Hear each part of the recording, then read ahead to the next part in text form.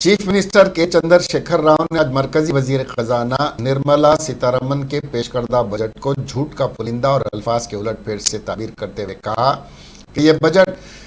मुल्क की तामीर में माविन नहीं हो सकता, क्योंकि बजट की तैयारी में गुज़िश्ता 2 साल से जारी कोविड-19 के बहरान के बाद मुल्क की मईशत को उभरने के लिए किसी भी इक़दाम से क़ासिर है। वज़ीर आला आज पार्लियामेंट में पेश किए गए बजट पर तबसरा करते हुए कहा कि मरकज़ ने ही शोबे सेहत, शोबे ज़राअत को किसी किस्म की तरक्की की राह बताई। वज़ीर आला ने कहा कि मरकज़ ने पिछड़े हुए तबक़ात की तरक्की, तालीम और सनत पर कोई ख़ास तवज्जो मरकूज़ नहीं की। इस बजट से तवक्को की जा रही थी कि मरकज़ सनती तरक्की, बेरोज़गारी का ख़ात्मा, शोबे सेहत की बेहतरी पर तवज्जो मरकूज़ करते हुए